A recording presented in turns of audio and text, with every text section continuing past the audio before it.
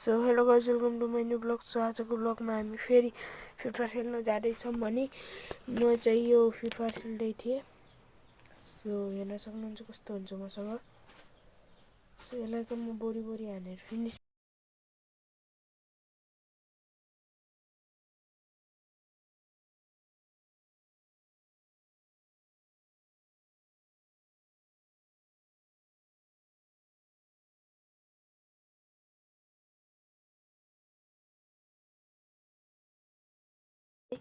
यतैबाट नआएको कारण म सिधा यताबाट फायर गरिदिन्छु। तर यसलाई सक्सेस पनि हुन्छ फायर। अनि अब चाहिँ यो म्याचलाई म अनि त्यसपछि अर्को म्याचको पालि आउँछ। अर्को म्याचमा म यसलाई वान ट्याप हान्ने कोसिस गर्छु स्कोप राखेर। यसलाई वान ट्याप पनि लाउँछ गाइज, वाट लिटरली मलाई यकिन पनि भएको थिएन होला त्यति बेला। लिटरली यसलाई वान ट्याप लगाइरहेको थियो। अब अर्को म्याच स्टार्ट भइहाल्छ।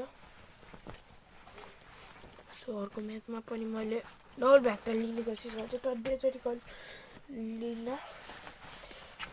डबल भ्याक्टर फेरि अलि नोब जस्तो हुन्छ नि, त्यही भएर लिन्न म। अनि म्याच स्टार्ट हुन्छ। अनि यसलाई चाहिँ मैले 25 को ड्यामेज दिन्छु। यसले माथिबाट आउने कोसिस गर्छ।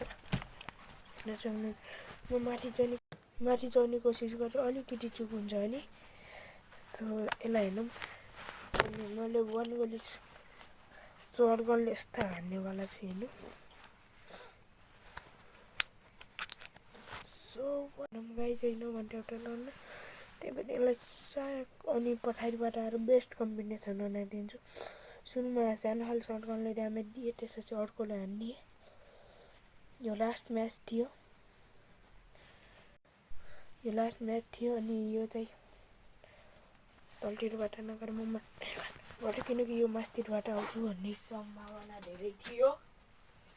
हेर्नु मसँग के हुन्छ। यसले मलाई हान्न कोसिस गर्छ, तर मैले अनि यसलाई चाहिँ मैले वान ट्याप उस गरेर फिनिस गरिहाल्छु भने मेडिकेट लाउँदै हुन्छु।